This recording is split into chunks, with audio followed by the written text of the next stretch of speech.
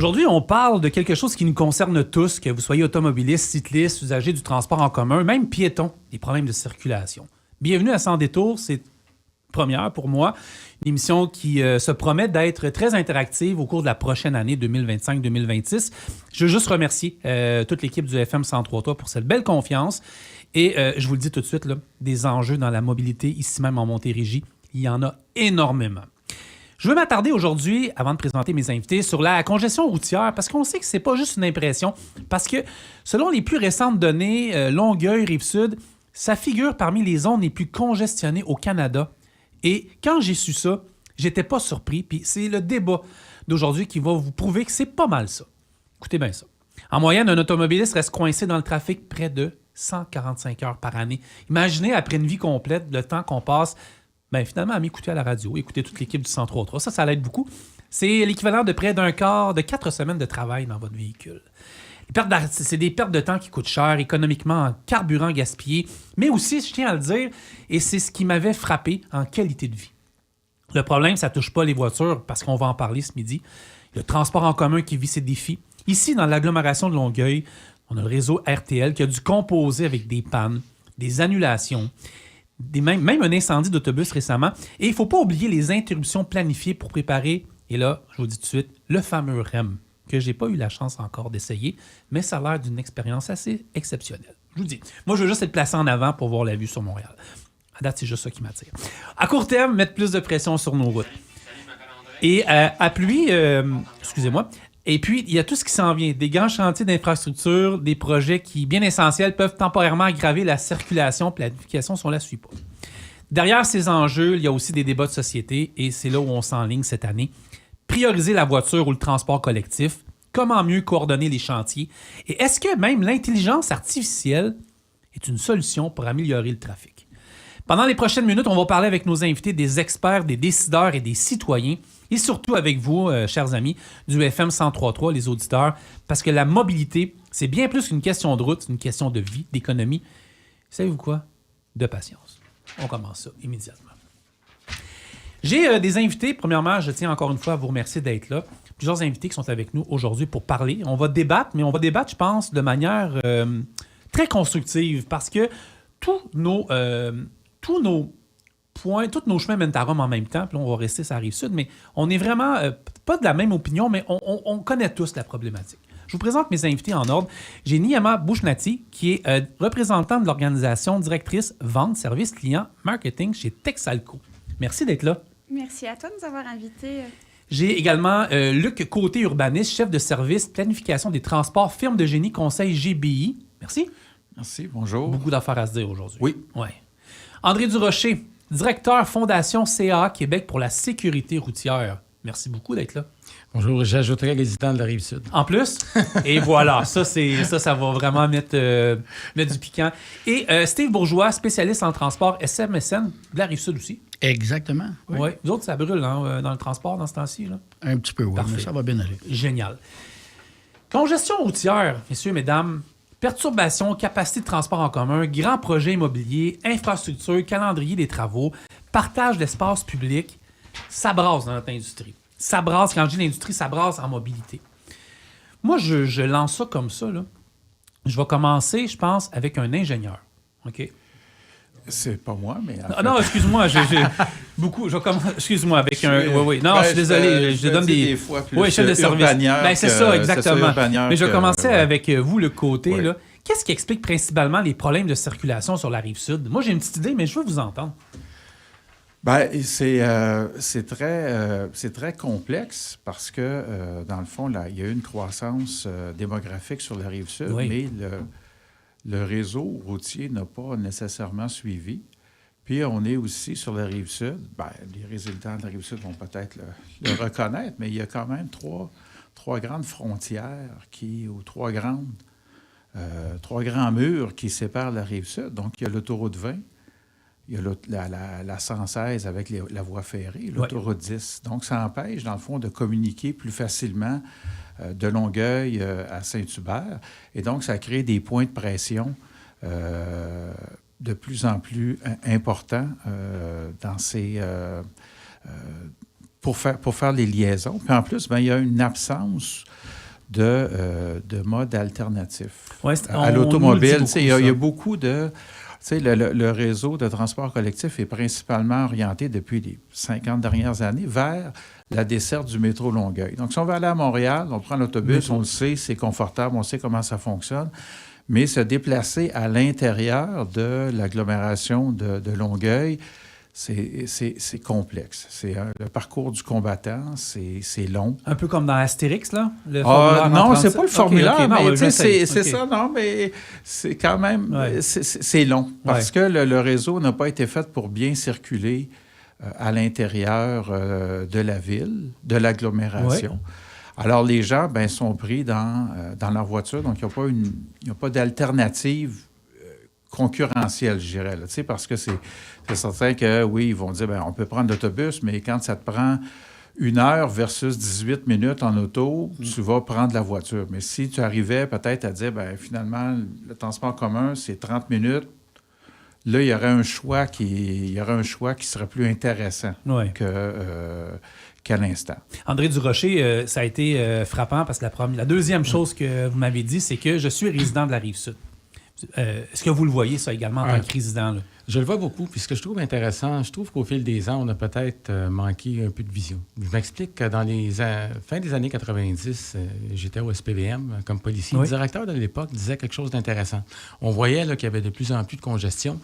Et lui, il disait, si au lieu de emmerder les automobilistes qui rentrent à Montréal, pour l'économie de Montréal, on faisait le contraire. On mettait des policiers pour tirer la circulation. Puis, les entreprises resteraient à Montréal. On a vu au cours des 25-30 dernières années, qu'est-ce qui est arrivé? Les entreprises sont allées à Rive-Sud, Rive-Nord, Exode. Et là, c'est un peu un cercle vicieux, parce que, comme M. Côté disait tantôt, à cause de ça, les gens, c'est le cas de parcours du combattant. Donc, les gens ne prennent pas nécessairement le réseau de transport. Moi, dans mon coin, j'habite à Candiac. Je vois, il y a des minibus là, qui transportent les gens, mais il y a une personne dedans ou personne dedans, ça coûte de l'argent. Donc, à ce moment-là, c'est un peu ça qu'on est pris. Puis on a vu, malgré tous les efforts, j'ai beaucoup de sympathie, le REM. Il y a eu des ratés, c'est pas parfait. Je sais pas. Donc, encore ça décourage les gens. Ils disent, je te l'avais dit. Donc, ça encourage encore plus les gens à prendre leur voiture. Donc, c'est préoccupant. Niama, quels sont les impacts par rapport aux chauffeuses de taxi, par rapport aux enjeux de circulation puis les problèmes principalement qu'on voit sur la Rive-Sud? En fait, il y a deux aspects, soit de la Rive-Sud vers Montréal ou de la Rive-Sud, Longueuil, Saint-Lambert, Longueuil, Brossard ou autres. À la Rive-Sud, on dirait qu'il n'y a pas 2 heures de pointe, comme c'est connu partout. C'est tout le temps à l'achalandé. C'est tout le temps des heures de pointe à la Rive-Sud. Puis en plus, il n'y a pas assez de voies réservées pour les taxis. Donc, pour que ça soit un moyen collectif encore plus rapide, comme monsieur a dit, que quand ça va me prendre 20 minutes pour aller à mon travail, je vais penser au taxi, ça va être beaucoup plus rapide. On le voit, ça, vraiment, visuellement, qu'il y a beaucoup moins de voies pour les taxis, là. J'essaie de me faire une idée en tête, là. Exactement. Puis en plus, parfois, il y a soit des voies réservées 100% bus, donc ça inclut pas les taxis. Ce qui pose un problème aussi pour le taxi, qui est un moyen de transport collectif aussi. Par la suite, il y a aussi l'achalandage que tout le monde connaît. Donc, il y a le stress qui vient pour le chauffeur-chauffeuse. Parfois, aller, puis pour retourner, par exemple, de Montréal à la Rive-Sud, il ne va pas avoir une course nécessairement pour revenir. Les ponts, c'est tout le temps un problème, peu importe par où ils rentrent. Donc ça crée une frustration, une perte en temps et en argent pour nos chauffeurs. En patience aussi, là? Certainement, il est tout le temps dans son véhicule, c'est son gagne-pain, ça avance pas, il a hâte de revenir à la Rive-Sud pour avoir encore plus de courses. C'est pas facile, on va dire. Fait que la qualité de vie, comme mentionné tantôt, vient être impactée pas mal beaucoup. Steve Bourgeois, au niveau du transport, André, tu es arrivé à un point que j'ai trouvé intéressant, qui a parlé de l'exode de plusieurs compagnies. Moi, l'idée que j'ai en tête, mais c'était peut-être dû, là, c'était Molson Coors qui est rendu ici, là, je veux dire, à Saint-Hubert-Longueuil, près de l'aéroport. On a vu beaucoup de compagnies, vous en avez vu au niveau des camionneurs, puis des compagnies de transport qui quittent Montréal par rapport à tous ces problèmes de mobilité-là. Là. Oui, ils viennent sur la Rive-Sud.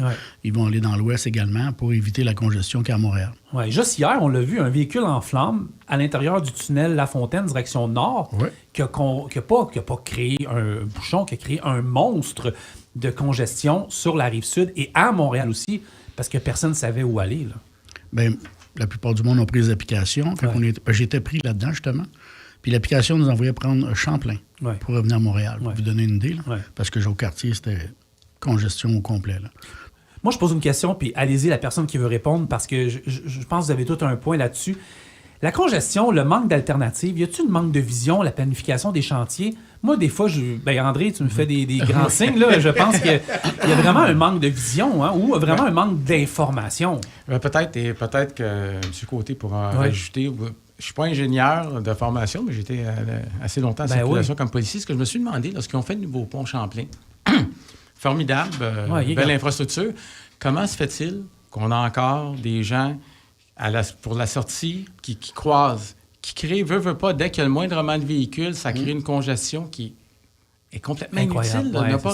Non seulement ça, on se souviendra, il y a quelques années, de 2 ex-collègues que j'ai connus quand j'étais au SPVM qui sont décédés dans un accident à Laval, justement avec une histoire de bretelles d'accès. Oui, tout à fait, à Laval. Ouais. On fait un pont flambant neuf et on fait la même chose. Ouais. Pourquoi? Ouais. Je lance la question. Oui, Luc, je ne sais pas si... c'est une bonne question. Ouais, hein? Ça, franchement. Oui, il y a plusieurs. Quand on fait un pont comme ça ou des infrastructures routières, il y a des normes à respecter. Il y a des éléments, dans le fond, qu'on dit, on va élargir un petit peu. Je regarde l'accès à Montréal, dans le fond, du nouveau pont Champlain. Auparavant, tu rentrais direct sur la voie. Ça créait comme un goulot. Puis là, ils ont élargi ça, mais plus tu élargis, plus ça congestionne. C'est clair. C'est documenté à travers le monde que plus tu élargis, plus il y a de la congestion. Donc, ce qu'ils ont pensé qui améliorerait la situation, en créant 2 voies même d'accès, puis tu es rendu quasiment à moitié du pont pour rentrer dans la 3e voie. Oui. Mais moi, j'ai non, mais c'était pas ça mon point, par exemple. Tu crées dans le fond... je suis d'accord avec ça, que plus tu élargis, sauf que là, c'est comme des gens, une voie de large qui essayent, eux, d'aller prendre la voie de service. Ils sont pas capables. Les 2 voies qui ça, c'est du côté Longueuil. Là, dans le fond, quand tu sors de la station-service, c'est ça. Pas loin de la station-service. Mais tu sais, avant, il n'y avait pas de bouchons, là. Puis là, il y en a maintenant. Il y en a maintenant. Pourquoi? Donc, c'est peut-être juste 5-10 de plus de voitures ou de camions qui passent là qui créent le goulot d'étanglement pour rentrer, dans le fond, sur la 132. C'est... en même temps, il y a des commerces, fait que tout le monde... Il y a une rue locale qui se branche là-dessus. À l'origine, il y avait... une erreur de conception, probablement, de tout mettre ça ensemble, mais considérant que c'était les années 60, tout était beau, tout était asphalte. J'ai des exemples. Fait qu'on on a fait plein de choses, dont cette affaire-là sur la 132. Je comprends. Non, mais c'est ça, mais j'ai des exemples qui m'arrivent en tête. Tu regardes, là, moi, je pense aux camionneurs, là, je les vois arriver de la 10, là, tabarouette, puis ils ont à peu près 300 mètres pour réagir, changer de voie. Puis il y a déjà des voitures dans le fil de gauche. C'est tout un casse-tête. Moi, j'ai pas de réponse, mais je cherche une réponse pour le pourquoi, justement. Parce que, de vu mon travail, mon poste, j'ai besoin de faire une planification stratégique pour savoir c'est quoi le volume. On est déjà en 2025. Il y a eu plein de chantiers, de travaux. La situation s'est pas vraiment améliorée. Fait que moi, je suis en train de faire ma planification de volume en termes de courses, en termes de circuits pour 2030. Mais comment on s'y prend? J'ai pas de données. Puis c'est pas à moi, malheureusement, de trouver. Francis, est-ce que je suis allé jeter un pavé dans la mare? Oui, c'est le temps idéal. Je pense que c'est un bon joueur de hockey. La 30, d'un bout à l'autre, il manque déjà des voies depuis quelques années. Là. Ici, là, je veux dire, Grande Allée. Mais vas-y, André, oui. Oui, justement, la 30, comme Steve mentionne. Mais une des raisons, puis moi, je voyage beaucoup aux États-Unis. Aux États-Unis, la loi sur le corridor sécuritaire, les gens semblent la comprendre, la respecter, puis c'est le principe de la fermeture éclair. Ici, on dirait qu'ils ne savent pas quoi faire, ils freinent, ils arrêtent. Donc, ça crée des congestions. Saint-Jérôme, il y a quelques années. Je sais qu'on est loin, là, on est sur la rive sud, mais on va aller sur la rive nord. Un policier de Saint-Jérôme qui était sur l'autoroute 15 à la hauteur de la rivière du Nord, je pense qu'il a dû sauter dans l'eau parce qu'un véhicule l'avait... Je pense que c'est à partir de là que la loi est rentrée. Mais non, c'est lorsque le policier de Beaumont qui s'est fait... Tout à fait. J'étais sur la table québécoise de sécurité routière à l'époque. Mais ça, c'est un bon point aussi. Mais ça vient... Mais ça, c'est un enjeu. On vient sur la sécurité routière. Il y a un manque de formation de la part des automobilistes. OK? Je pense aux camionneurs, des formations régulières.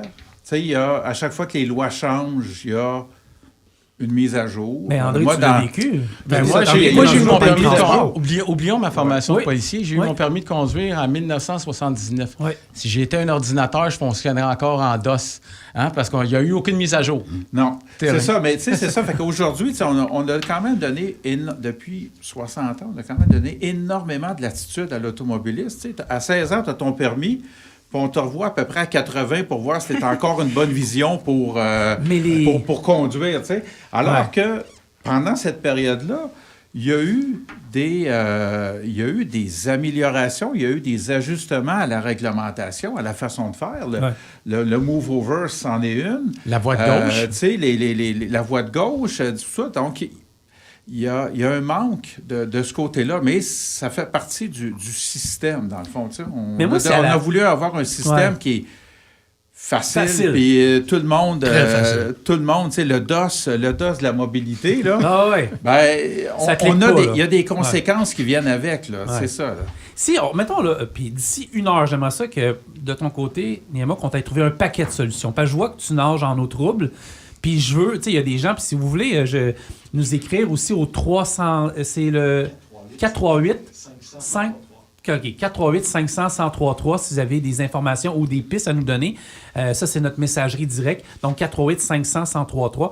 Mais moi, j'aimerais ça qu'à la fin de l'émission, puis à ton prochain passage, on ait trouvé des idées pour pas t'être cassé la tête jusqu'en 2030. Parce que les chauffeurs de taxi, on les oublie tellement souvent.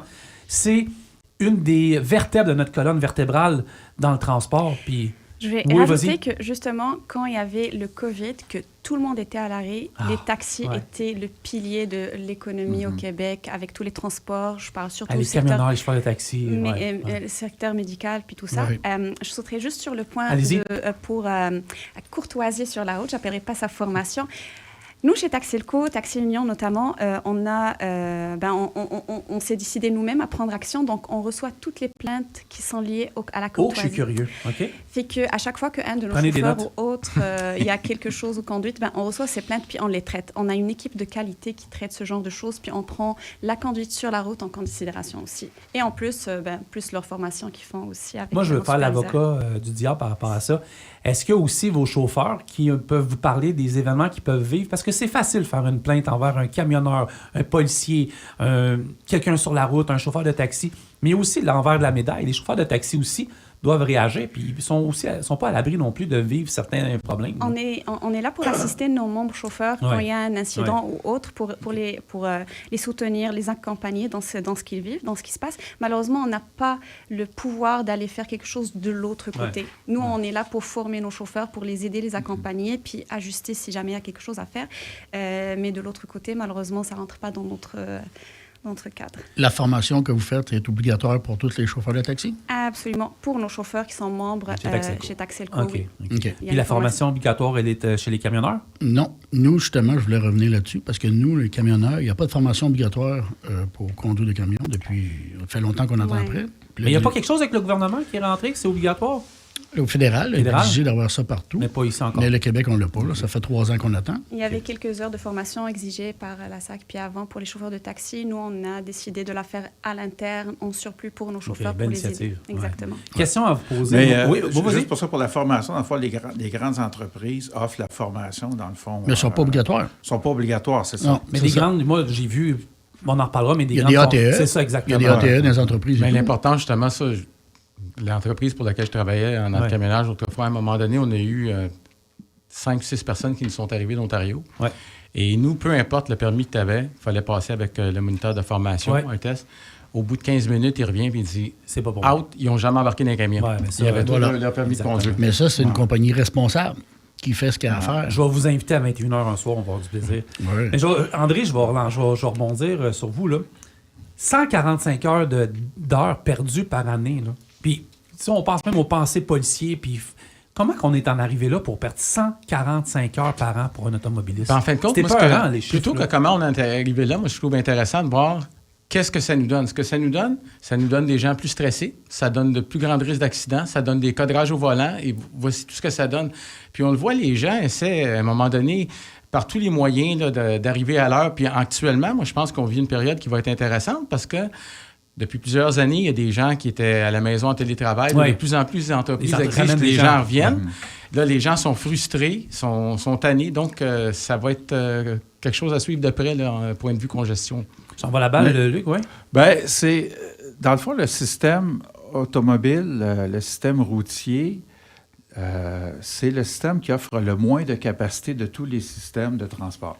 Juste ici, selon Partout. vous? Partout. Partout. OK. OK?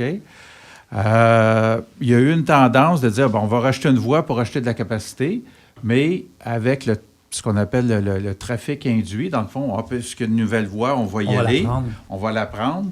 Ça fait en sorte que au bout de 5, 6, 7 ans, ben, tu te retrouves avec de la congestion.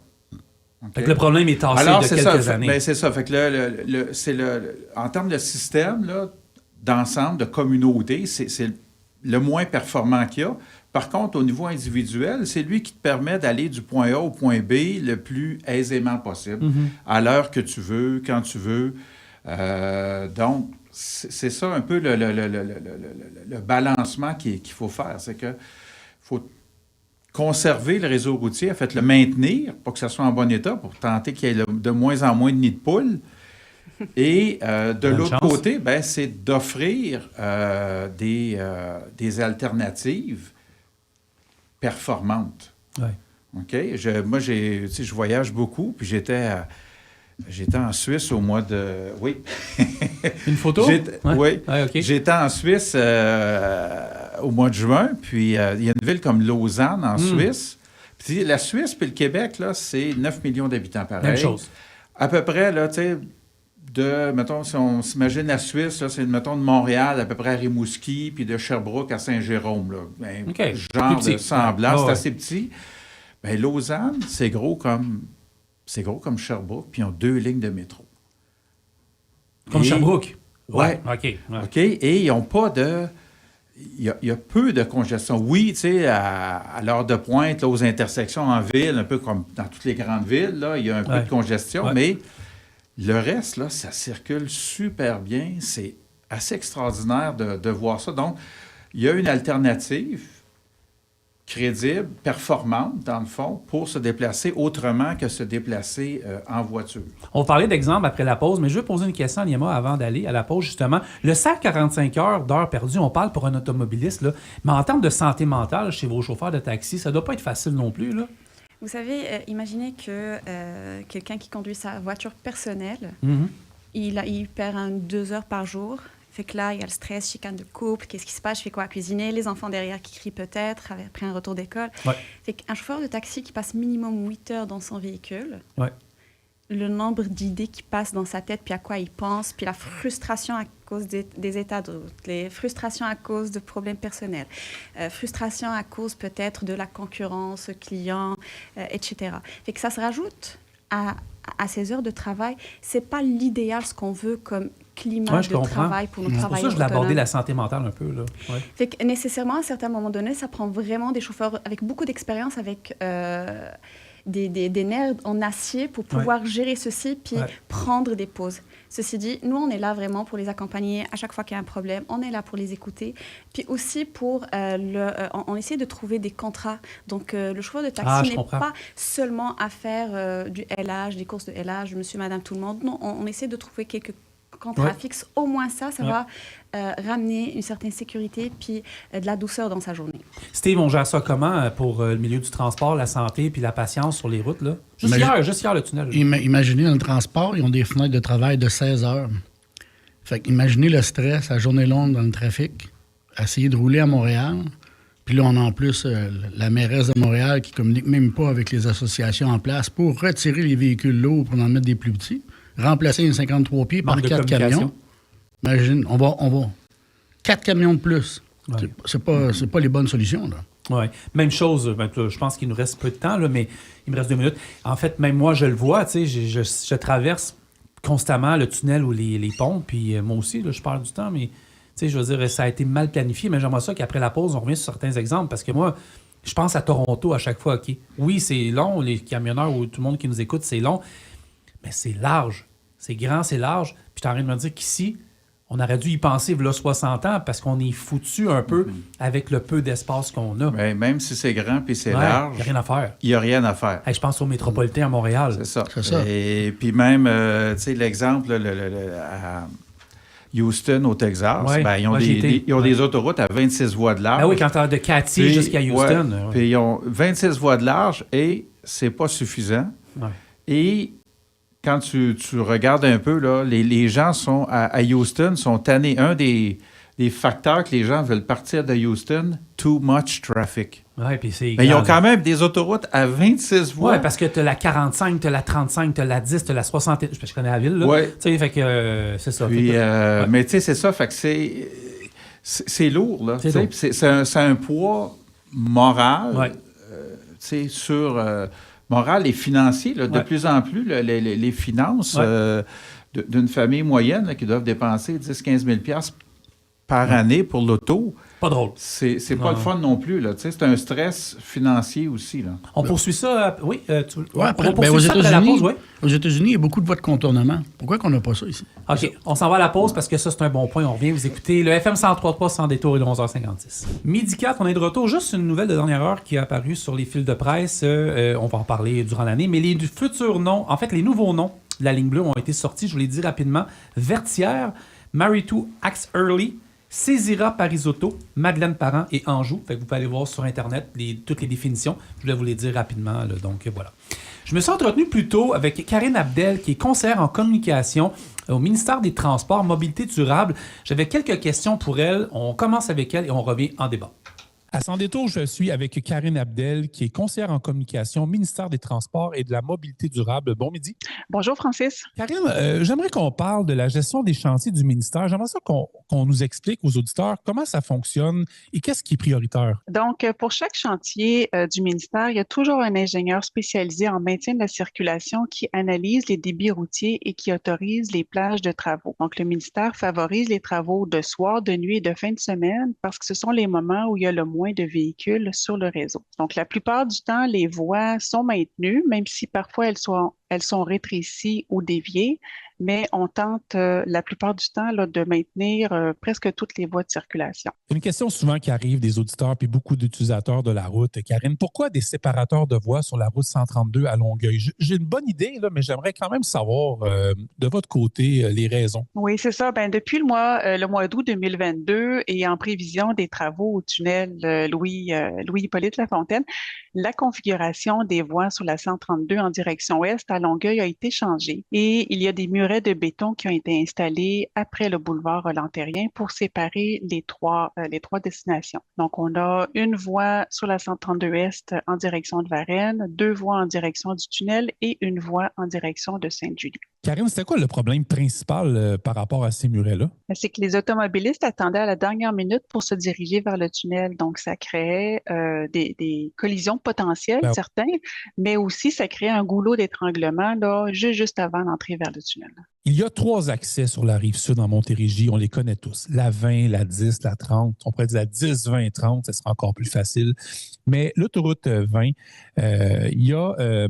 en fait, Karine, en quoi la voie réservée de l'autoroute 20 entre Sainte-Julie et Belleuil a diminué le trafic? La voie réservée est en construction et elle devrait être mise en service cet automne. Donc, au total, il y aura 13 km de voies réservées qui seront disponibles en tout temps pour les autobus, les taxis et les véhicules de 2 passagers et plus. Donc, cet ajout-là va encourager évidemment les gens à utiliser, entre autres, l'autobus. Le prolongement de cette voie de 4 km va améliorer la sécurité et la fluidité sur l'autoroute 20 en évitant les entrecroisements entre les gens qui veulent entrer et sortir sur l'autoroute 20 entre la sortie 102 et 105. Donc, ça va être un ajout là, qui va être très apprécié. Un peu plus loin, sur le pont Arthur Branchot, qui est près de Belleuil, il y a aussi une 3e voie de circulation qui va être aménagée. Donc, ce changement-là va aussi aider la circulation à être plus fluide. Karine, as-tu des bonnes nouvelles par rapport au délai pour ces travaux-là?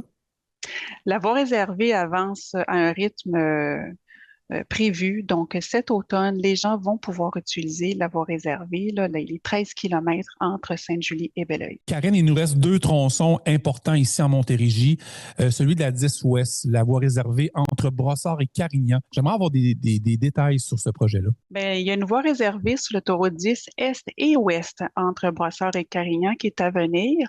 Donc, ce sera environ 10 km par direction qui seront ajoutés. Et tout ça, c'est évidemment pour faciliter l'accès à la station Brossard du REM qui est près du 10-30. Karine, pour terminer, pour conclure, qui va pouvoir utiliser cette voie-là? La voie réservée sera disponible en tout temps pour les autobus, les taxis et les véhicules de 2 passagers et plus. Karine Abdel, merci beaucoup. Puis je rajouterais en terminant que notre émission Sans détour est accessible à vous en tout temps si vous avez de l'information à nous donner. Merci Francis, à la prochaine. Merci. Oui, Niama, tu faisais des signes un peu pour la voie d'accès. Tu es contente d'entendre ça? Vraiment, oui. Oui, j'espère que les délais vont être bons, mais oui.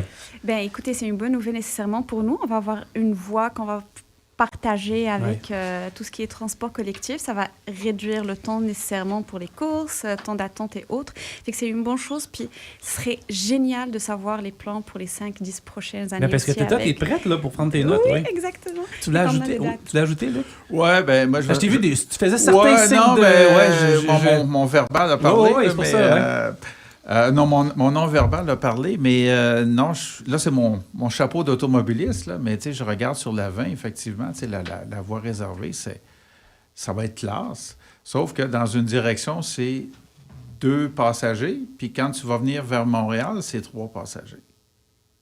Il y en a un qui reste au bureau. L'heure actuelle, oui, c'est ça, l'heure actuelle, c'est 3 passagers en direction ouest. Puis, en direction est, c'était 2 passagers. Je pense qu'il va falloir... Tu sais, des fois, quand on parlait tantôt des fois des petites incohérences, là, ça en est une. Mais ça, c'est l'observateur automobiliste que je suis, là, c'est ça. Je l'ai pris hier. Je suis parti de Saint-Bruno, j'ai descendu, puis j'allais vers Belleuil. On a passé par là, puis j'ai vu là, les grands poteaux, tout est installé, je veux dire, le look est bon, mais j'avais pas vu au retour que c'est 3. Il faut dire que j'ai descendu le bord de la rivière Richelieu, mais en tout cas, j'ai pas vu que c'était les 3. J'avais observé ça. Là. Il y en a un qui reste le soir. Peut-être qu'ils vont l'ajuster, là, mais, mais ils ont quand même fait des efforts, justement, pour créer des voies alternatives ou en fait à l'auto solo, là, pour le taxi, covoiturage, transport collectif. Donc, je trouve que pour la réfection du tunnel, ils ont quand même mis beaucoup d'énergie pour faire sortir l'auto-solo de la route. Là. On parlait, durant nos travaux de recherche, l'équipe, je salue Martin Duchesneau qui m'a donné un grand coup de main, puis Luc est arrivé, puis André, puis tout le monde en a parlé. Moi, là, ce qui m'avait marqué, j'ai dit, là, il y a un problème. Moi, je vois des condos se bâtir. Écoutez, juste où est-ce que le REM au 10-30, il y a des tours, il y a des condos, c'est beau, ça doit coûter cher, mais bon. Ça coûte cher. C'est ça, oui. Ah, t'es là, toi. Ça grossit. Ah, OK, c'est correct. Le gars s'essaye. Ça grossit, tout. Mais tu sais, je vais commencer avec André. On a complètement... En fait, on a eu des visions de grandeur en termes immobiliers, mais là, la prochaine étape, c'est des traverses en dauphin. Je veux dire, il n'y a plus de place pour accueillir d'autres véhicules. On est un petit peu pris dans l'ancrage qu'on a présentement. Il n'y a rien à faire, on dirait. Malgré que le pont est rendu grand. Là, mais... Oui, par contre, ce qui est intéressant, oui, c'est vrai que ça coûte cher, les tours. Ouais. Par contre, au moins, ça permet une certaine densification. Puis lorsqu'on parle, il y a le public cible, des jeunes professionnels qui, par exemple, travaillent dans une tour à bureau à Montréal, théoriquement, n'ont même pas besoin de s'habiller en hiver, de mettre un manteau d'hiver pour aller travailler, si le REM fonctionne. Ben, c'est ça l'avantage, c'est ça l'idée. Si on a des alternatives, il y a plusieurs... Moi, j'habite sur la Rive-Sud, donc j'ai besoin d'un véhicule, mais habiter à Montréal, pas sûr que j'aurais un véhicule. Si le transport en commun peut offrir, j'aurais peut-être un communauto, une petite voiture électrique là, pour me déplacer. Sauf que sur la Rive-Sud, l'offre est peut-être pas nécessairement au rendez-vous, et c'est pourquoi je reviens à ce que je disais tantôt en début d'émission.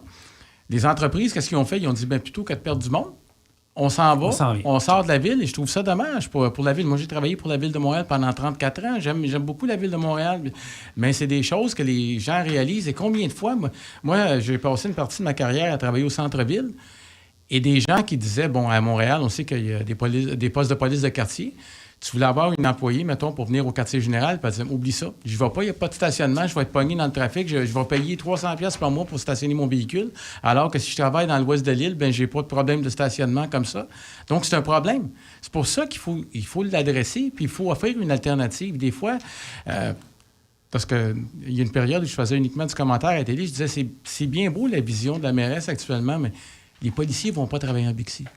Avec les horaires qu'ils ont et tout. Donc, s'ils prennent le transport en commun, ça prend un système qui soit fiable à toute heure du jour. Et c'est pas évident. Je n'ai pas la solution magique, mais c'est ça qu'il faut offrir. C'est quoi les impacts? Je vais commencer avec Luc, puis je vais faire un tour de table.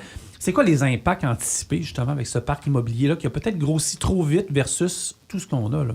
Oui, bien là, ça vient rejoindre, dans le fond, mon profil urbanisme. Vas-tu trop loin? Non, okay, mon profil urbanisme okay. Et mon profil, en fait, ma tendance ingénieure aussi, c'est que la densité, c'est un phénomène mondial maintenant. Toutes les villes, l'intérieur des villes se densifient parce qu'on a compris à un moment donné que l'étalement, ça n'avait plus de bon sens.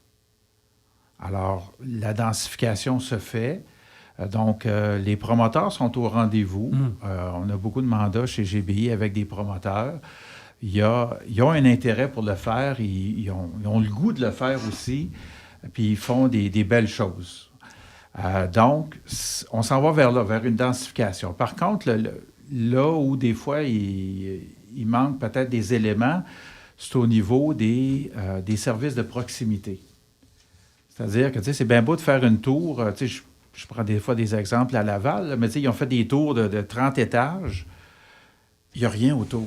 Fait que tu veux littéralement aller chercher une pinte de lait, ben tu es obligé de prendre ta voiture. Alors, c'est ça qu'il faut tenter de ramener, dans le fond, de créer des quartiers, tu sais, autour des stations du REM, de créer des quartiers, mais avec des services de proximité pour que tu puisses utiliser ou diminuer l'utilisation de ta voiture. Tu sais, c'est certain que tu vas toujours vouloir aller au Costco, il faut que tu ailles en voiture, mais au moins pour des services de proximité, pharmacie, un CPE, donc des éléments comme ça qui génèrent des déplacements. Tu sais, je pense aux familles, ben, tu sais, le matin, si tu es en banlieue bungalow, ben, tu pars, tu vas reconduire un au CPE, l'autre à l'école, par ça, tu s'en viens travailler, tu refais le chemin à l'inverse. Si tu es capable de te retirer un déplacement là-dedans, ou même 2 déplacements pour l'école, puis que ce soit à proximité, tu viens de gagner beaucoup en qualité de vie aussi. Fait que je pourrais changer ma question, autrement dit. C'est-à-dire que au lieu de miser sur des infrastructures plus grandes, un pont de plus, un tunnel de plus, c'est de faire en sorte qu'il y ait des villes, des micro-villes dans nos villes pour permettre aux gens peut-être de rester plus par ici. Bien, les exemples, moi, il y a un exemple à Washington, D.C., avec le réseau de métro, ça fait 40 ans et plus qu'ils l'ont, le réseau. Bien, chaque grande station, même en banlieue, dans le fond, ils ont créé des hubs. Dans le sens qu'il y a des grosses entreprises qui sont là autour de la station de métro. Mais tu es en banlieue, là. Mais il y a toutes sortes de commerces autour, des épiceries, des banques, en fait, tous les services qu'on peut imaginer qu'on a besoin au quotidien. Alors, ça diminue énormément la pression sur la circulation, puis ça augmente, de l'autre côté, l'utilisation du transport collectif.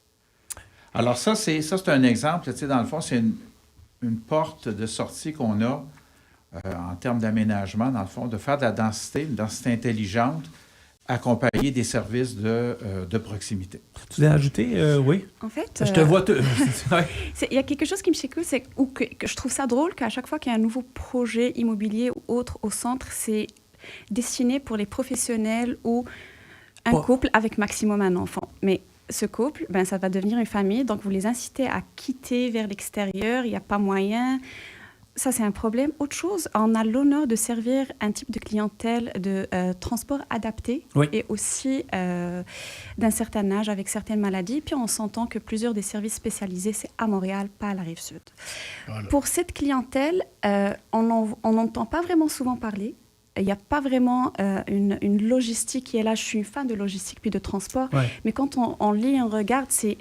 presque rarement cité dans les articles, dans les recherches, dans les projets que... Non, on va penser à ça. Les écoles pour les enfants handicapés spécialisées, la majorité sont à Montréal. Il y en a 2-3 à la Rive-Sud, puis encore avec capacité limitée. Fait que, qu'est-ce qu'on fait avec ces gens-là? Est-ce qu'on prend pour acquis que ça va bien? J'ai l'impression, hein? Je vous laisse juger. Oui, c'est ça. Transport scolaire, sport et études aussi. On reçoit beaucoup de demandes pour ça, qui sont à la Rive-Sud, qui veulent aller à Montréal, Rive-Sud. On dirait qu'ils ne sont pas considérés, il n'y a pas une prise de considération de cette clientèle qui sont le futur dans la logistique de transport puis dans l'aménagement. Je fais un test avec toi. OK. Je peux tutoyer pour le test? Oui. Je fais un test.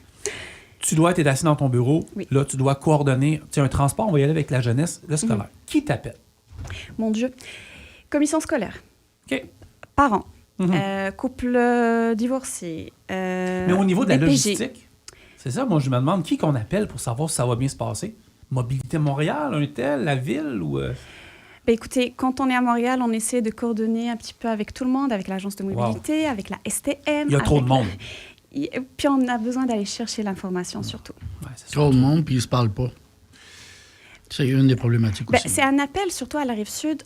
Pour vrai, votre émission, ça serait génial que les parties prenantes puis que les décideurs nous invitent tous autour d'une table. C'est quoi vos problèmes? Nous, on n'a jamais été invités pour savoir si... Ils sont invités, là. Je veux dire, déjà que j'ai des bons contacts pour une première, c'est sûr que c'est un sujet qu'on va aller chercher parce que c'est important de les écouter, là. Génial, parfait. Monsieur Bourgeois, de votre côté, vous ne parlez pas au nom du transport, mais vous avez des connaissances dans le transport, là. Oui. Est-ce que, Steve... c'est difficile, je veux dire, pour les camionneurs, en fait, l'étalement urbain versus la profession? Très difficile. Pourquoi? Bien, il y en a plusieurs. Il y a encore des transporteurs qui sont à Montréal. Les camionneurs doivent se rendre au travail. Ça part à 3 heures du matin pour être capable de se rendre. Fait que ça... Puis ils ont la circulation, le trafic. Ils font des journées qui ont droit avec des pauses. On ne rentrera pas dans la réglementation, mais ils ont des fenêtres de 16 heures faciles qu'ils peuvent faire. Puis après ces 16 heures-là, il faut qu'ils retournent à la maison. On peut le mettre à 14 heures là, pour certaines personnes. Il faut toujours bien qu'ils retournent à la maison. Fait qu'ils ne dorment pas longtemps.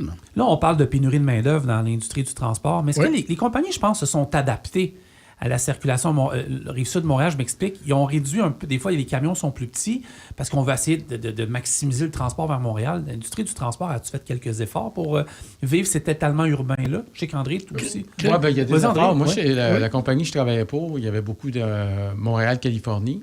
Et des fois, ce qu'ils faisaient, c'est que les chauffeurs, ils faisaient ce qu'on appelle des back-à-back. C'est qu'à ce moment-là, même, ils dormaient dans le camion parce que, justement, je regardais, hey, il habite à 60 000 de Montréal, puis il vient travailler.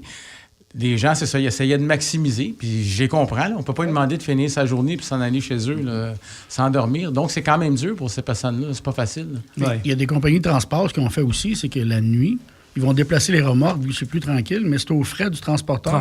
Ils ne peuvent pas charger plus cher. Là. Non. Fait que c'est des coûts encore. Là, on va avoir du plaisir. J'ai une question à vous poser parce que je me demande si on va être capable d'y répondre. Y a-t-il des exemples, que ça soit ici ou ailleurs, où la coordination fonctionne bien? Luc, tu me parles de tantôt de Houston, on a parlé... Moi, j'en ai des exemples. Houston, pour moi, oui, il y a du trafic, mais tu sais, je veux dire, au Texas, des fois, better... Comment ils disent ça? Tout est meilleur. Better. C'est ça, exact. Il y a des endroits... C'est ça, exactement. Il y a des endroits où... Mais il y a des exemples où ça fonctionne vraiment bien, puis on pourrait prendre le modèle, je dirais nord-américain, là. En Amérique du Nord, il y a... Il n'y a pas Boston un peu avec le Big Dig qu'ils ont refait, puis les tunnels, puis tout le kit, ou... Oui, ça en est un, mais tu sais, si on se replace à des années 90 à 15 milliards, ça fait cher du kilomètre du tunnel. Ouais.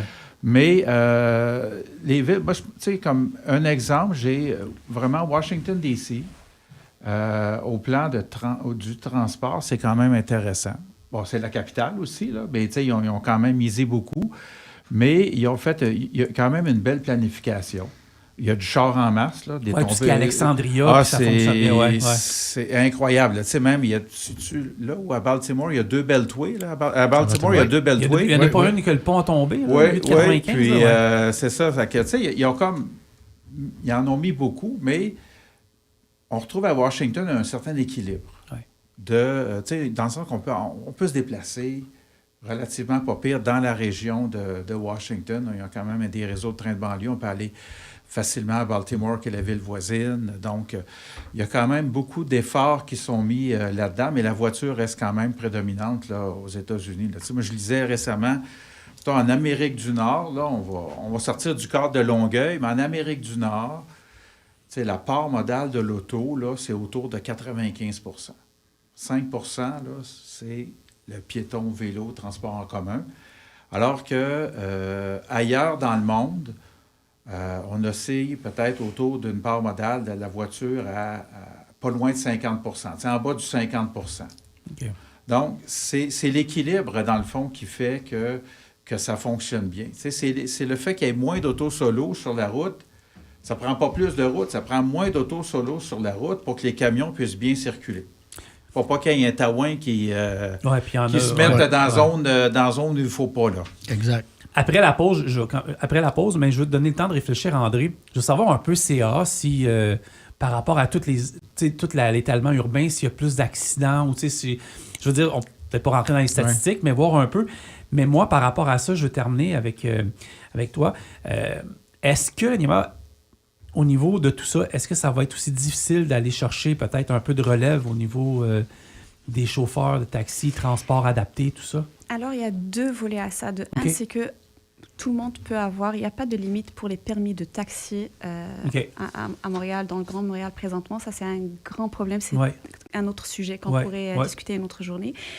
Puis 2, les frais reliés, nos membres chauffeurs sont des travailleurs autonomes.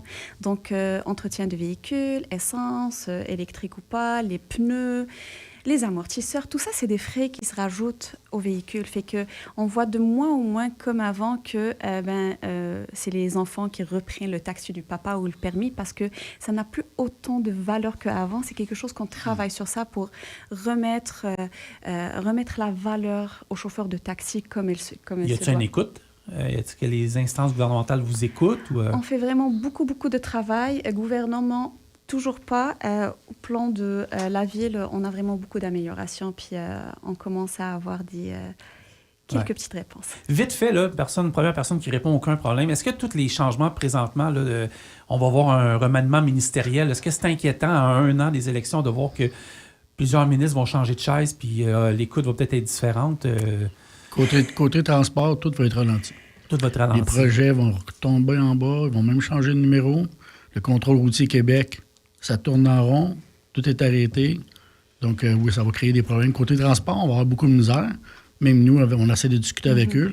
Pas facile. André, La rotation a changé à chaque fois de personnes, de contacts à qui parler. Pas facile. Ça n'aide pas du tout. À chaque fois, il faut réexpliquer tout. Il va y avoir une latence, dans le fond. Il va y avoir une latence au niveau de l'avancement de certains dossiers, le temps que le ministre soit... C'est pas drôle, à 1 an, là, tu sais. Le temps que le ministre apprivoise l'ensemble des dossiers, puis au transport, là, c'est du maritime, du ferroviaire. Ce n'est pas le juste taxi, nous autres, le camionnage.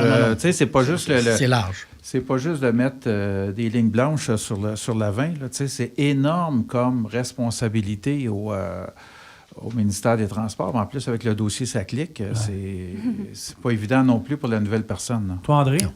Bien, c'est sûr qu'à chaque fois, il faut le temps que les ministres... En fin de compte, c'est plus qu'ils donnent les orientations et prennent connaissance un peu des dossiers. Parce que ceux qui mènent essentiellement, souvent, c'est les fonctionnaires qui sont au courant, qui sont la continuité. Mais Garde ça, on revient après la pause. Vous écoutez Sans détour FM 103.3, les midi 25. Midi 29, je rappelle mes invités. Luc Côté, urbaniste, chef de service, planification des transports, firme de génie conseil GBI. André Durocher, directeur formation CA Québec pour la sécurité routière. Steve Bourgeois, spécialiste en transport SMSN. Et Niema Bouchnati, représentante de l'organisation directrice marketing, vente, service client chez Taxelco. Et c'est une émission qui va parler beaucoup de mobilité. Juste vous dire, je regarde, je m'amuse un peu, là. Il n'y a pas de trafic, ça arrive sud. Je regarde les caméras. Là. C'est plus sur l'île de Montréal là, qu'on va leur laisser aujourd'hui. On est encore ensemble jusqu'à 13h. J'ai posé une question à André avant d'aller à la pause. Je voulais avoir l'opinion un peu de CA Québec par rapport à l'étalement urbain, mais s'il y a un impact au niveau peut-être un petit peu des collisions, des accidents ou avec la clientèle que vous avez chez CA.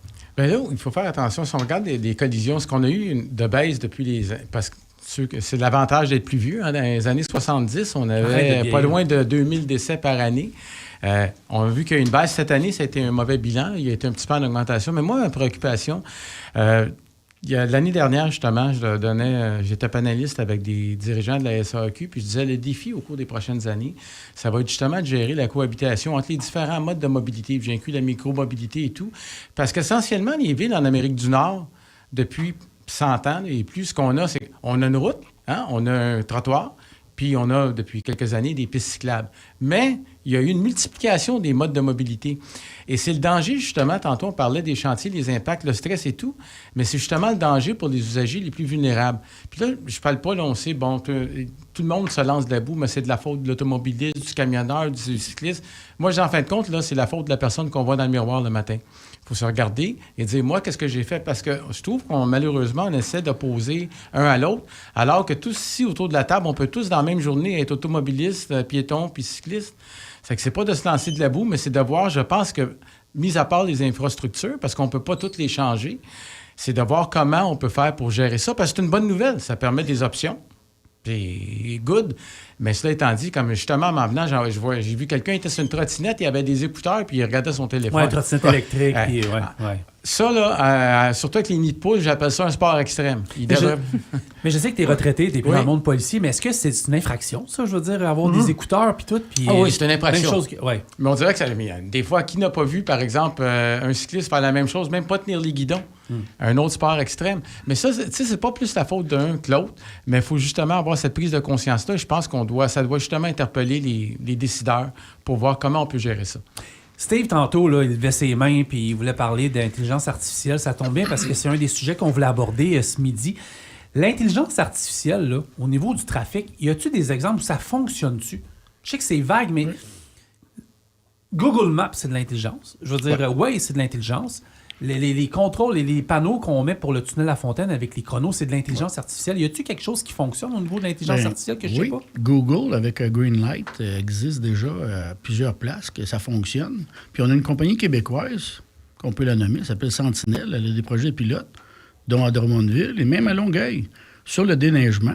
Ça fonctionne très bien avec le déneigement. J'ai lu que c'était pas loin de 20 d'économie de pollution. Mais ils ne l'ont pas mis encore dans le transport, puis Montréal n'a pas commencé non plus. Fait que ce serait une bonne opportunité là, de s'enligner là-dessus. Ce que ça fait, c'est que ça regarde pour changer les lumières, pour que la circulation puisse bouger. Et il y a des lumières qui ont changé. Ils ont déplacé ça à 15 secondes. C'est pas grand-chose, mais la fluidité est là. Là, présentement, ils sont dans 4 continents, dans 19 villes, en train de faire des tests. Là. Fait que ça, c'est juste la compagnie québécoise. Luc? Oui, bien, j'ai participé à une séance de formation, justement, sur un système d'intelligence artificielle, là, de gestion des carrefours, dans le fond, des feux de circulation. C'est assez impressionnant comme résultat. C'est-à-dire? C'est-à-dire qu'il y a eu... Parce qu'ils peuvent jouer... c'est assez fantastique quand tu vois ça, parce que... En fait, à l'heure actuelle, la plupart des feux de circulation, là, je fais un petit crash course Carrefour, parce que sinon on aurait... c'est ça, on aurait pour 2 heures, mais je fais un petit crash course là-dessus. C'est qu'à l'heure actuelle, dans le fond, les systèmes qu'on dit intelligents, c'est géré par une boucle de détection au sol. Fait qu'il y a une voiture, il détecte quelque chose, puis ça s'enclenche dans le mécanisme. Là, le système d'intelligence artificielle, c'est qu'il va détecter les objets.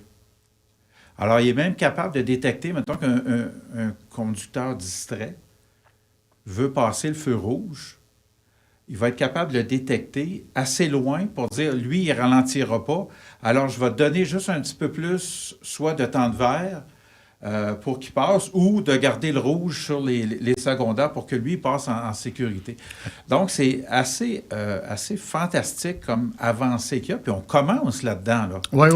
On commence. Là, dans 5 ans, on pourrait se revoir, puis on va dire, on parlait de ça. Mais, donc, c'est très performant. Par contre, ça revient toujours encore là à une question de capacité. La route, elle a juste 3 voies encore. Quand même qu'on donnerait 10-15 secondes, des fois de plus de temps de verre, oui, ça va améliorer instantanément le trafic, mais à cause du phénomène du trafic induit, plus de gens vont utiliser ça parce qu'ils vont dire que ça circule mieux. Donc, dans 5 ans, on va se retrouver avec le même problème. Avec le même enjeu. Puis là, ça va être difficile de continuer d'optimiser. Moi, j'avais des ingénieurs qui ont vu ça, ce produit-là, qui ont dit « Wow, ça veut dire que notre job n'existera plus. » J'ai dit non, au contraire, parce qu'il va falloir trouver des solutions pour justement doser cette intelligence-là. L'utiliser correctement, puis pour pas que tout le monde se rue sur le boulevard parce que les feux sont synchronisés. André Durocher? C'est intéressant ce qu'il vient de dire parce qu'effectivement, le nombre de voies, peu importe ce qu'on fait, une voie, si la vitesse est 50 km/h, c'est tant de véhicules à l'heure. C'est un peu comme ta hausse de jardin, si elle a 1,5 pouce, essaye pas de rentrer 1,5 pouce d'eau dedans, ça va refouler. C'est mathématique. Taxi? En fait, nous, pour une compagnie qui est privée, investir en intelligence artificielle, c'est tellement cher pour nous. Ça coûte vraiment beaucoup d'argent. Ceci dit, on a pris la décision d'y investir pareil. On a déjà des projets en cours. On a déjà commencé à intégrer l'intelligence artificielle à l'interne, côté administratif, communication et autres. Et on travaille pour mettre ça au service des chauffeurs pour faciliter la vie, notamment pour congestion et autres. Si on prend des exemples de villes à travers le monde, mais si on ramène ça à Longueuil ici, je vais commencer avec Luc. Est-ce qu'il y a des gains que l'intelligence artificielle pourrait apporter à la ville de Longueuil? Si on prend la ville de Longueuil, toute l'agglomération de Longueuil puis les villes avoisinantes. Bien, c'est certain que ça va... c'est un outil qu'il faut utiliser. On ne peut pas le nier. Là, ça fait partie de notre quotidien. Ça fait partie de... Les jeunes écrivent et demandent à l'intelligence artificielle pour écrire un courriel. Ça fait partie du quotidien. Donc, il va y avoir des gains possibles à faire, mais il y a toujours l'humain en arrière qui doit garder les deux mains sur le volant. Parce que les feux intelligents ou gérés par l'intelligence artificielle, là, il y a quelqu'un quelque part qui a dit... Bien, il y a quelqu'un quelque part qui a dit, OK, moi, je veux envoyer le signal, dans le fond, faire une planification de base en priorisant le grand boulevard. Et non pas quand la caméra va détecter quelqu'un sur une route secondaire, tout arrêté pour que lui passe. Non. Fait qu'il y a quand même... L'humain va demeurer...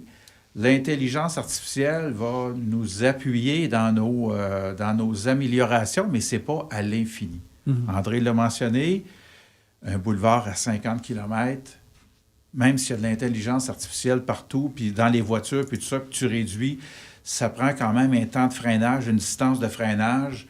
Donc, il n'y aura pas de gain de grande capacité avec l'intelligence artificielle, mais il va y avoir une meilleure utilisation des infrastructures. Est-ce que dans le transport, Niema a parlé d'une partie au niveau de son monde à elle, est-ce que dans le transport, est-ce qu'on utilise l'intelligence artificielle?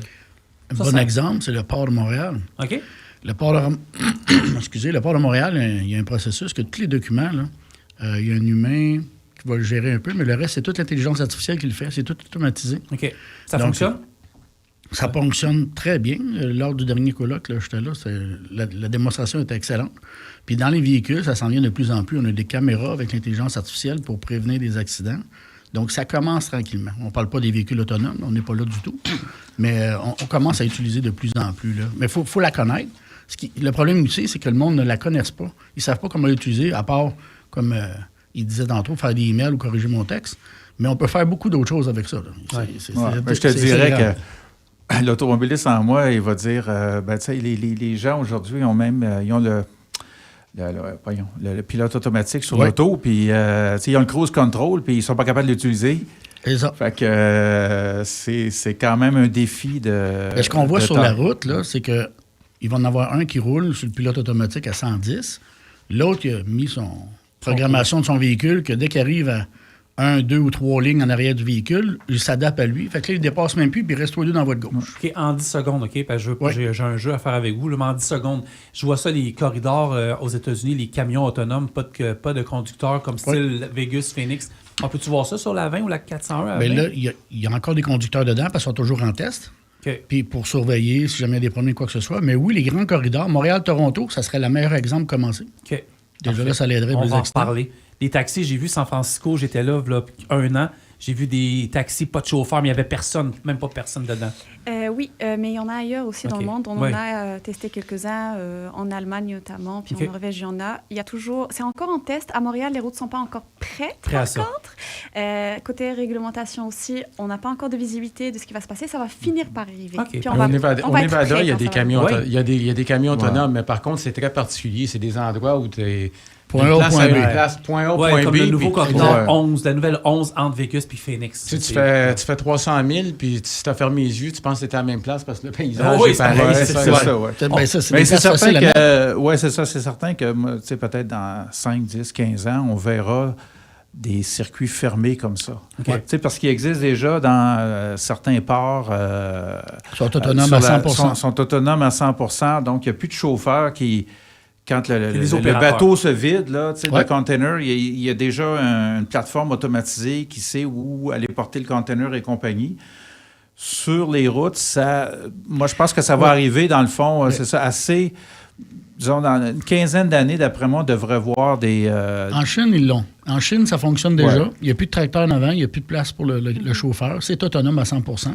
Dans le port, comme vous parliez aussi, il n'y a plus de tracteur non plus. C'est une plateforme. C'est une plateforme. Puis elle s'en va directement à la bonne place. Ouais, c'est intéressant. Le système va le retirer, va le classer, puis il va recharger le bateau aussi sans aucun humain. C'est ça. Fait qu'il y a une automatisation qui s'en vient, mais pour, tu sais, mettons, l'autoroute 20...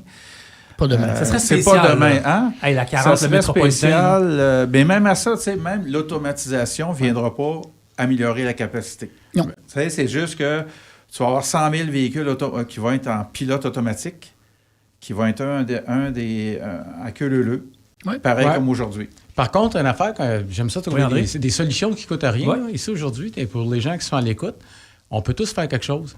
Tu sais, les gens avec la maladie du siècle, avec le téléphone cellulaire, celui qui attend 2-3 secondes avant de partir, ou ben non, qui freine brusquement parce qu'il n'a pas regardé en avant, juste ça, là. On sauve-tu du temps? Quand j'ai commencé dans la police, quand quelqu'un nous voyait puis tout, ben c'est clair, il était chaud. Vers la fin, c'est clair, il est sur le téléphone. Puis on le voit, là, on faisait des observations sur des viaducs. Tu vois, c'est clair, net et précis. Juste ça viendrait aider. Mais revenir au transport, avant qu'on ait des camions autonomes, on pourrait regarder ce qui se fait en Europe, c'est le copooning. Il y a 3 camions qui roulent. Le premier en avant conduit avec un humain, un conducteur, puis les 2 autres suivent en arrière le même trajet. Je pense qu'on va voir ça avant le camion autonome. Je pense que c'est ça qui va arriver. Question du public qui rentre ici. Merci à ceux qui nous écrivent. Selon votre connaissance, y a-t-il des efforts de la part des villes de l'agglomération pour favoriser le covoiturage entre citoyens?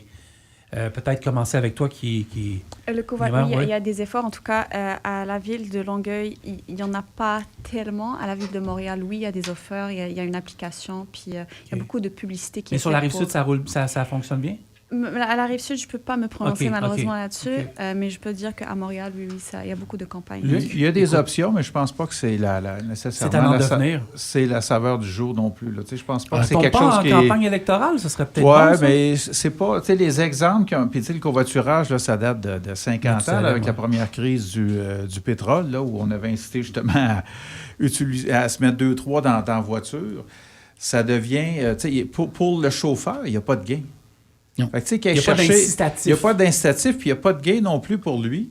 Alors, tu sais, c'est difficile en urbain, là, c'est difficile que ça marche comme il faut. Ça va marcher dans l'interurbain, où des Amigo Express de ce monde offrent beaucoup de covoiturage là où il n'y a pas de transport collectif. Là. Donc, exemple, Montréal, Shawinigan ou Montréal... Amigo. C'est ça. Donc, c'est ça, Amigo Express. Donc, tu sais, là, sur des distances comme ça, c'est intéressant. En urbain, ça fait partie du panier de mobilité, mais c'est pas nécessairement quelque chose qui va être majeur dans le futur. Là. Malheureusement. C'est encore marginal, mais moi, je le vois. J'habite à Candiac, ce qu'on appelle le TOD, le Transit Oriented Development. Donc, ils construisent des projets immobiliers autour d'un parc. Mais encore là, on prend notre automobile pour aller se stationner et ensuite, il y a des navettes. Mais on a encore la mentalité de rouler avec sa voiture, puis on est bien dans notre voiture. On fonctionne beaucoup comme ça. Puis c'est quasiment la seule place qu'on peut être assis tranquille, à écouter la radio, puis décompresser. C'est pas drôle, là. À cause qu'on roule tout à 100% pour le travail, la famille et tout. Fait que le monde, là, dans la voiture, sont bien. Là, je vais aller travailler avec 2-3 autres personnes qui font juste parler. Il y en a beaucoup là, qui ont bien de la misère avec ça. Puis c'est pas tout le monde qui travaille à la même place. Je voulais juste saluer une initiative de plusieurs compagnies de transport pour le taxi collectif, c'est-à-dire pour réduire les coûts, le temps et autres d'attente. C'est un taxi qui va prendre 3-4 usagers à la place d'un... Exactement, oui. Ça peut être une place de repère ou autre, puis on appelle ça du taxi collectif. Oui, puis on le voit ça dans certaines applications. C'est ça avec le transport à la demande aussi, qui est souvent fait par des voitures, des berlines de taxi. Donc, c'est quand même, ça aussi, ça fait partie du panier. C'est souvent pour accompagner, dans le fond, ce qu'on a dit, le last mile, le dernier kilomètre entre une ligne de bus ou une ligne de train et son domicile. Donc, ça, c'est quand même intéressant. Ça, on a beaucoup de ça ici. On a beaucoup de ça aussi. Il y a beaucoup de ça ici sur la Rive-Sud. Là, c'est quand même assez intéressant. Je finis avec un tour de table. Il nous reste 10 minutes. C'est vraiment... Il va falloir... Faut que vous soyez de retour à ça. On va faire un autre débat. Quelle est la priorité ou votre solution afin de régler les problèmes de circulation sur la Rive-Sud? Je commence avec André. Moi, je dirais, premièrement, des petites choses simples... Faudrait, premièrement, le civisme et la courtoisie, juste ça, là. C'est étonnant ce qu'on pourrait faire. Puis ensuite, peut-être, je dirais, se questionner de nos heures, voir des fois, avec notre employeur, des fois, une petite flexibilité, tu sais, toujours 9 à 5. Ça peut être des fois 9 et quart à 5 et quart, un peu plus de flexibilité. Juste ça viendrait, selon moi, désengorger. Puis ensuite, bien, s'assurer que lorsqu'il y a des chantiers, qu'il y ait vraiment soit des travailleurs ou bien non, que les travaux soient effectués de façon rapide. Peut-être en faire des... Je ne suis pas un ingénieur, mais peut-être en faire moins, mais les faire rapidement et de façon efficace. Luc? Oui, moins mais mieux. Ça, ouais. Ce serait déjà un grand plus. Mais les solutions, c'est vraiment de créer, dans le fond, des alternatives à l'auto-solo, des alternatives intéressantes. Donc, que ce soit des lignes de bus. Alternative ou incitation? Alternative. Une alternative à l'auto-solo. Pour les inciter aussi, là, ouais. Oui, c'est ça, pour dire, regarde, si tu prends le bus, c'est 30 minutes, mais si tu reprends ta voiture, c'est 20. Es-tu capable? Il y a beaucoup de gens qui vont quand même switcher parce qu'on a quand même on a un 30 minutes de qualité aussi. On a notre chauffeur privé quand on est dans le bus. C'est quand même pas pire, ça, là. C'est pas pire, ça. Il y a la philosophie là-dedans, j'aime ça, oui. Alors, tu sais, donc, de créer, dans le fond, sur la Rive-Sud, c'est ça, des réseaux performants qui vont retirer des voitures de la route. Ça serait la première chose. Des réseaux cyclables, donc d'améliorer ces systèmes-là pour qu'on puisse utiliser moins la voiture. Pas de la soustraire, pas de l'éliminer. Il n'y a aucune ville qui a réussi à le faire. Dans le fond, vraiment de diminuer l'utilisation de la voiture. Parce qu'on a toujours besoin d'aller à Saint-Hilaire, aux Pommes, au mois de septembre, en auto. Ah non, s'il vous plaît, là. Il y aura toujours ce besoin-là. Il y a toujours, partout, on aura besoin de ce mobile-là. En fait, c'est sûr qu'il y a le volet où ça commence par soi. Si je suis capable de trouver une autre solution qu'utiliser ma voiture personnelle, je vais aller vers ça. On s'entend que ce n'est pas la réalité de tout le monde, surtout les enfants, les familles avec des enfants à bas âge. L'autre volet, c'est vraiment côté infrastructure. De mon point de vue, je pense qu'il faudrait arrêter de juste trouver des solutions temporaires, puis dans 5 ans, finalement, ça n'a pas fonctionné, ou finalement, on a réduit d'1 minute le trafic. Ce n'est pas l'idéal. Troisième point que je voulais aussi partager, c'est qu'il faut peut-être aussi arrêter de copier le voisin, puis de voir juste ce qui se passe au voisin. Le monde, il y a le Japon, il y a Singapour, il y a Dubaï, il y a d'autres exemples à aller voir, s'inspirer comment ça se passe, avec la même densité, voire plus, avec les mêmes problématiques ou autres. Si ce n'est pas l'hiver, c'est la grosse chaleur et autres. Je pense qu'il y a moyen d'aller voir, prendre des leçons ailleurs dans le monde pour s'inspirer. M. Bourgeois, Steve. Pour le transport, les citoyens, là, en voiture, doivent respecter les camionneurs. Plusieurs viennent en avant du camion, nous ralentissent, nous freinent, nous coupent. Le camion est lourd, il doit arrêter, il va devoir recommencer à zéro pour réaccélérer. Là, vous venez de créer encore plus de trafic. Fait, le fait zipper en avant, là, pour le respecter, puis de ne pas se mettre devant les camions. Les camions, il va rouler à une vitesse dépendamment du trafic, mais s'il roule à 20 ou 30, puis là, vous le coupez, lui, il est obligé d'arrêter. Il y a une distance en avant qu'il a besoin. Il va recommencer à zéro. Il y a des camions manuels, il y en a des automatiques, mais il doit recommencer. Et puis là, ça va faire un effet d'accordéon monstre. Comment... oui, puis moi, j'aurais comme une dernière question, une sous-question peut-être. Concrètement, je vais commencer avec André, tu sais. Dans le cadre de votre travail, tu sais, chacun de vos positions, dans les positions que vous avez, c'est quoi, vos options pour tenter de régler ça, là, à long terme? Là? Bien, des fois, je pense qu'individuellement, pour garder... On pense qu'il y a un problème, puis des fois, on fait partie du problème. Je m'explique. À Montréal, il y a très peu d'endroits où un jeune doit être plus qu'à 1 kilomètre de l'école. Il y a beaucoup d'écoles à Montréal. Les parents, inquiets, dans les zones scolaires particulièrement, on a beaucoup de programmes là, pour la sécurité des étudiants dans les écoles. Qu'est-ce qu'ils font? Parce qu'ils ont peur, ils vont mener leurs enfants à l'école en quoi? En véhicule. Ils deviennent eux-mêmes partie du problème.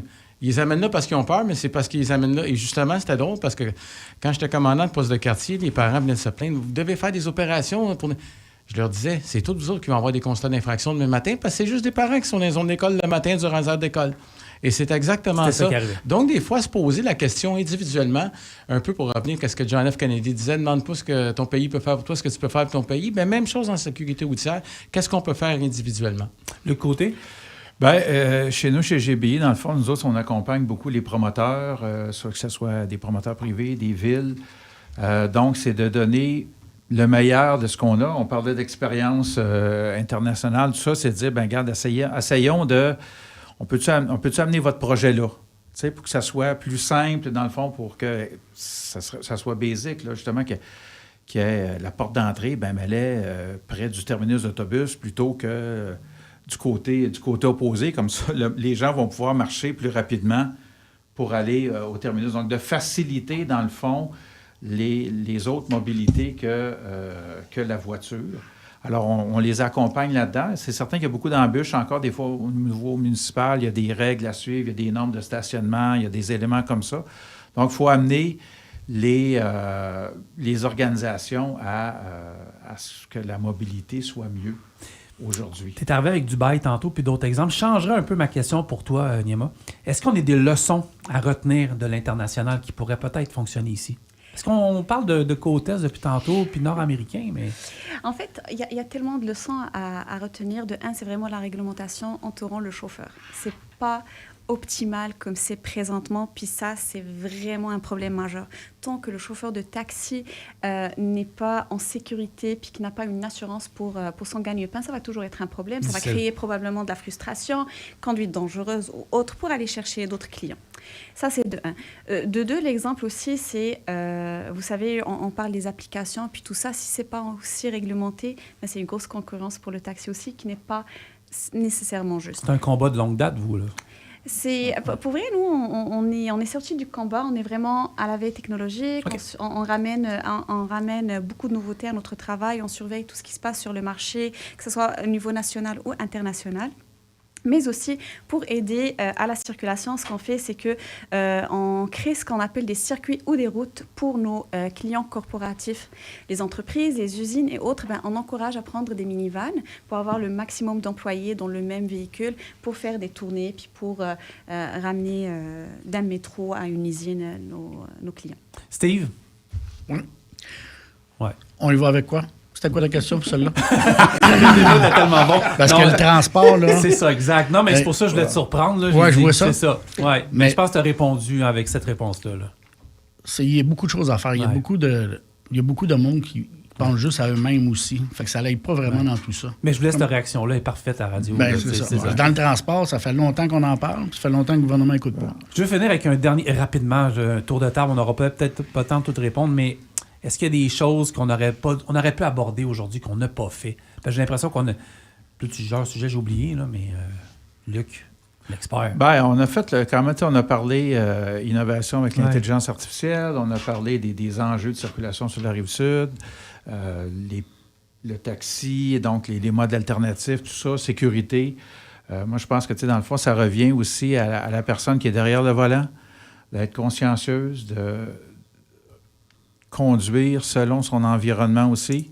Donc, quand il pleut, tu ne roules pas à 100 km, tu réduis ta vitesse. Donc, tu vraiment être conscient de son environnement parce que c'est une machine qui peut faire mal, pas mal. C'était bourgeois. Moi, j'ai une question. Est-ce qu'il y a trop d'organismes pour pouvoir organiser ne serait-ce qu'une chose? Un organisme doit parler à l'autre pour pouvoir faire tel projet. Il n'y aurait pas moyen de centraliser quelque chose qu'on puisse appeler cogner juste à une porte, comme vous avez des problèmes, à essayer d'avoir communiqué avec tout le monde à une place. Est-ce qu'on a une heure de plus? Non? Okay. Il y a des... je regarde, mettons, l'exemple parisien, il y avait plusieurs, il y avait la SNCF, il y avait RATP, tout ça. Là, il y a un organisme qui chapeaute ça maintenant. Mais il reste encore, tous les enjeux de sécurité publique, tout ça. C'est quand même vaste, la mobilité, la circulation, c'est quand même très vaste. Qu'est-ce qu'on pensait, ouais. C'est ça, mettre les personnes et les marchandises autour de la table comme on le fait là, c'est super nice, mais on a des objectifs différents. Ouais. Dernière, ouais. En fait, je voulais juste... c'est vraiment quelque chose que l'Agence de mobilité durable à Montréal essaie de faire, à regrouper tout le monde, puis à parler à tout le monde, puis diffuser l'information à tout le monde. On va leur parler. Est-ce que ça fonctionne? Ça dépend des sujets, mais oui, il y a quand même beaucoup de clarté. Mais ils ont regroupé, c'est ça, l'agence a regroupé, dans le fond, certains éléments, le parking qui était à une place, puis les taxis qui étaient à l'autre, puis tout ça. Donc, au moins, il y a comme un seul point pour certains éléments de mobilité. Mais pour le camionnage, c'est d'autres choses. Mesdames, messieurs, on a fait vraiment un tour de table en 1h30. On aurait pu parler plus longtemps. Ça a été vraiment plaisant de vous recevoir. Et j'espère que les gens, si vous avez des idées, de nous écrire. Le côté urbaniste, chef de service, planification des transports, gestion, génie conseil, firme de génie conseil GBA. Merci beaucoup. Merci, ça m'a fait plaisir. André Durocher, directeur formation CA Québec pour la sécurité routière. Ça a été un plaisir. Merci. Niema Beauchanty, alors on parle de représentante de l'organisation, directrice marketing, vente, service détail. Merci beaucoup. Et c'est une prochaine fois. Hein? Merci. Steve Bourgeois, spécialiste transport SMSN Formation. Merci. Ça fait plaisir. Ça a été une belle émission. On se revoit la semaine prochaine. Je vous garde le suspense pour le prochain sujet, mais on va être ensemble durant toute la saison de midi à 13h. Merci beaucoup. FM 103.3